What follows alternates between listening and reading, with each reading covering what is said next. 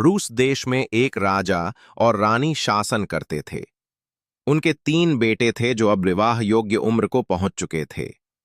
एक दिन राजा ने अपने बेटों को बुलाया और कहा, प्यारे बच्चों, अब समय आ गया है कि तुम अपना घर बसाओ, मगर मैं तुम्हारे लिए कोई दुल्हन नहीं खोज पाया। इसलिए अब तुम तीनों अपने अपने धनुष बाण उठाओ और जहां भी तुम्हारा तीर गिरेगा वहीं से तुम्हारी दुल्हन मिलेंगे। तीनों राजकुमारों ने राजा के आदेश का पालन किया। उन्होंने अपने धनुष से तीर छोड़े। सबसे बड़े बेटे का तीर एक किसान के बाग में गिरा और वहां से किसान की सुंदर बेटी तीर लेकर आई। दूसरे बेटे का तीर एक व्यापारी के बगीचे में जाकर गिरा और व्यापारी की बेटी तीर लेकर लौटी। लेकिन छोटे बेटे का तीर इतनी ऊंचाई पर चला गया कि वह नजर ही नहीं आया। बेचारा छोटा राजकुमार घंटों तीर को खोजता रहा, लेकिन उसे कुछ नहीं मिला। खोजते खोजते वो जंगल में पहुंच गए।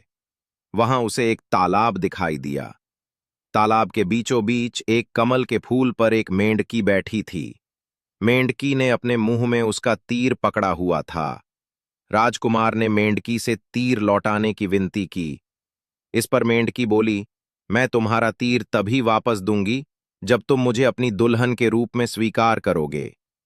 ये सुनकर राजकुमार ने घृणा भरे स्वर में कहा, कैसे कोई राजकुमार एक मेंढकी से विवाह कर सकता है? परंतु वह अपने पिता के आज्ञा की अवहेलना नहीं कर सकता था। हार कर उसने मेंढकी को उठाया और महल की ओर चल पड़ा। महल पहुंचने पर उसने अपने पिता राजा को पूरी घटना विस्तार से सुनाई और मेंढकी को दिखाया। राजा ने मेंढकी को देखते हुए गंभीरता से कहा, बेटा, यदि तुम्हारी किस्मत में एक मेंढकी से विवाह लिखा है तो हमें उसे स्वीकार करना चाहिए। उसी दिन महल में तीनों भाइयों का विवाह संपन्न हुआ। बड़े दोनों राजकुमारों ने सुंदर कन्याओं से शादी रचाई, जबकि सबसे छोटे बेटे ने मेंढकी से विवाह किया। समय बीतता गया और फिर एक दिन राजा ने अपने तीनों पुत्रों को दरबार में बुलाया। राजा ने कहा, मेरे प्रिय बेटों, मैं देखना चाहता हूं कि तुम में से किसकी पत्नी मेरे लिए सबसे सुंदर कमीज तैयार कर सकती हैं। तीनों राजकुमारों ने पिता की आज्ञा स्वीकार की और अपने अपने घर लौट गए। 2 बड़े राजकुमार निश्चिंत थे, क्योंकि उसकी पत्नियां कुशल सिलाई कढ़ाई में निपुण थी, लेकिन छोटा राजकुमार बेहद परेशान था। वो उदास मंच से घर पहुंचा तो मेंढकी ने उसे इस हाल में देख लिया। वो उछलती कूदती हुई उसके पास आई और कोमल स्वर में पूछने लगी, स्वामी, आपका चेहरा इतना उदास क्यों है? राजकुमार ने उदासी भरे स्वर में कहा, अब तो मुझे शर्मिंदगी झेलनी पड़ेगी, क्योंकि पिताजी ने हमसे कहा है कि हमारी पत्नियां सुबह तक उनके लिए एक सुंदर कमीज तैयार रही। मेंढकी ने हंसते हुए कहा, अरे ये तो कोई बड़ी बात नहीं है। आप पहले भोजन करिए और फिर चैन से सो जाइए। याद रखिए, हर सुबह एक नई उम्मीद लेकर आती है। राजकुमार भोजन करके बिस्तर पर लेट गया और जल्द ही नींद की आगोश में चला गया। उसके सोते ही मेंढकी फुर्ती से दरवाजे से बाहर आई और चबूतरे पर जा बैठी। वहां उसने अपनी मेंढकी की खाल उतारी और देखते ही देखते वो एक अत्यंत सुंदर युवती में बदल गई। उसने जोर से ताली बजाई और आदेश दिया, मेरी सेविकाएं, मेरी बात ध्यान से सुनो। ऐसी कमीज तैयार करो जैसी मेरे राजघराने में तैयार की जाती है। रात भर में एक शानदार कमीज तैयार कर दी गई। सुबह जब राजकुमार की नींद खुली तो उसने देखा कि मेंढकी मेज पर बैठी थी और उसके हाथ में कपड़े में लिपटी एक कमीज थी। वह खुशी से झूम उठा और तुरंत कमीज लेकर अपने पिता के पास पहुंच गया। उस समय राजा अपने अन्य बेटों द्वारा लाई गई कमीजें देख रहे थे। सबसे बड़े बेटे ने अपनी कमीज राजा के सामने फैला कर रखी। राजा ने उसे हाथ में लिया, कुछ पल देखा और फिर बोले, ये कमीज तो इतनी साधारण है कि कोई साधारण किसान भी शायद ही पहनना चाहे। इसके बाद दूसरे बेटे ने अपनी कमीज राजा के आगे रखी। राजा ने उस पर एक नजर डाली और कहा, यह तो इतनी खराब है कि कोई बर्तन गढ़ने वाला खुमार भी इसे पहनने से मना कर दे। अब सबसे छोटे राजकुमार की बारी थी। उसने धीरे से कपड़े में लिपटी कमीज राजा के सामने खोली। कमीज इतनी भव्य थी कि सबकी निगाहें ठहर गईं। सोने और चांदी के महीन धागों से बुनी हुई वो कमीज शाही रुतबे की प्रतीक लग रही थी। राजा की आंखों में चमक आ गई। उन्होंने कहा, अब ये हुई बात, ये कमीज सच में किसी राजा के पहनने योग्य है। कमीजें दिखाने के बाद तीनों भाई अपने अपने महलों की ओर लौट गए। दोनों बड़े राजकुमार रास्ते भर बड़बड़ाते रहे, हमने तो बेवजह अपने छोटे भाई की पत्नी का मजाक उड़ाया। अब लगता है कि वो कोई साधारण स्त्री नहीं, जरूर उसमें कोई रहस्यमयी शक्ति है। कुछ समय और बीता। फिर एक दिन राजा ने अपने तीनों बेटों को फिर से दरबार में बुलाया और कहा, मेरे प्यारे बेटों, अब मैं ये देखना चाहता हूं कि तुम में से किसकी पत्नी सबसे लजीज खाना बना सकती है। राजा का आदेश सुनकर छोटा राजकुमार फिर से उदास हो गया और धीमे कदमों से अपने घर की ओर लौट पड़ा। जब वह घर पहुंचा तो मेंढकी ने उसे चिंतित देखकर नहीं पूछा, प्रिय राजकुमार, आज आपके चेहरे पर इतनी उदासी क्यों है?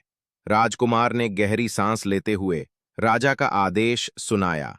मैं ठगी मुस्कुराई और बड़े आराम से बोली, बस इतनी सी बात, आप चिंता मत कीजिए।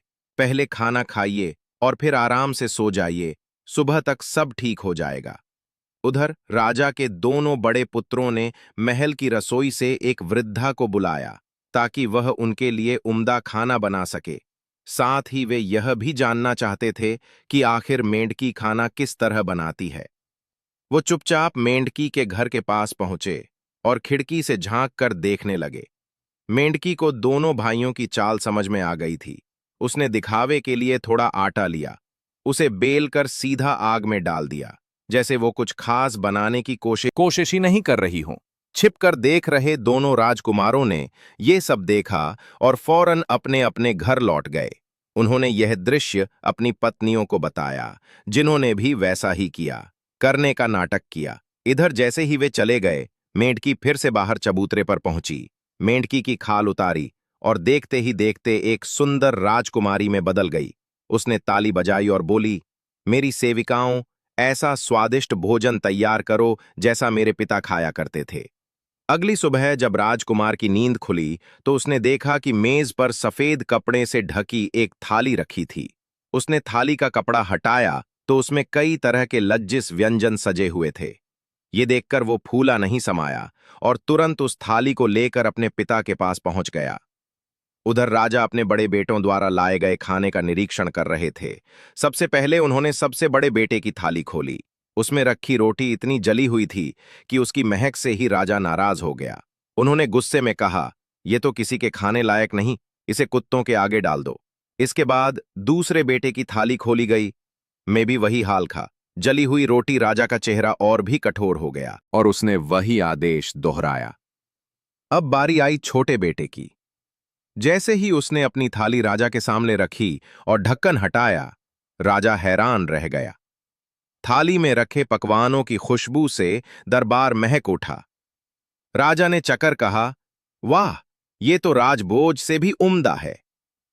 राजा इस स्वादिष्ट भोजन से इतना प्रसन्न हुआ कि उसी शाम एक भव्य भोज का आयोजन करने का निर्णय लिया। साथ ही उसने अपने तीनों पुत्रों से कहा कि वे इस दावत में अपनी अपनी पत्नियों को भी साथ लाएं। अब मैं ये देखना चाहता हूं कि मेरी तीनों बहुओं में सबसे अच्छी नृत्यांगना कौन है। एक बार फिर छोटा राजकुमार बहुत निराश होकर महल से बाहर निकल गया। उसके मन में चिंता का सागर उमड़ रहा था। अब तो बात बिगड़ गई। उस बेचारी मेढकी से नाच कैसे होगा?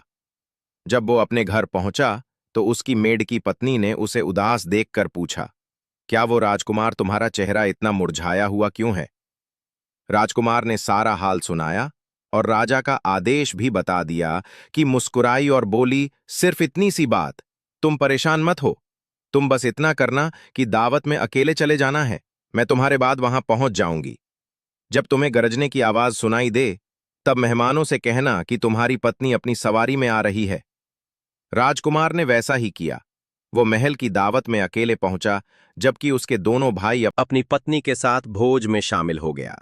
उधर राजकुमार के बड़े भाइयों की पत्नियों को उसकी सौंदर्य देखकर जलन होने लगी। भोजन संपन्न होने के बाद राजा ने सभी को नृत्य करने का आदेश दिया। तभी राजकुमार की मेंढकी पत्नी ने नृत्य आरंभ किया। वो धीरे धीरे घूमती हुई इस तरह थिरकने लगी कि हर किसी की निगाहें उसी पर टिक गईं। सब लोग पीछे हटकर उसके नृत्य को सम्मान और प्रशंसा के साथ देखने लगे। उसके बाद बड़े भाइयों की पत्नियों ने भी नाचने की कोशिश की, लेकिन जैसे ही उन्होंने अपने हाथ हिलाए, उनके गहने खुलकर उड़ते हुए सीधे राजा से जा टकराए। राजा अपने ऊपर आ गिरे, गहनों से बेहद नाराज हो गया और गुस्से में नृत्य समारोह बीच में छोड़कर वहां से चला गया। इधर छोटा राजकुमार अपनी पत्नी की अनुपम सुंदरता से अभिभूत था, लेकिन उसके मन में एक डर भी चुपचाप घर कर गया। कहीं ऐसा न हो कि वह फिर से मेंढकी के रूप में लौट आए। इसी चिंता में वो महल से चुपचाप निकला और सीधा अपने घर पहुंचा। वहां जाकर उसने मेंढकी की पुरानी खाल को उठाया और बिना कुछ सोचे समझे उसे आग में झोंक दिया। थोड़ी देर बाद जब उसकी पत्नी घर आई तो खाल को गायब पाकर वो गहरी पीड़ा से भर उठी। बस 3 दिन और इंतजार कर लेते तो हम हमेशा के लिए साथ रह सकते थे।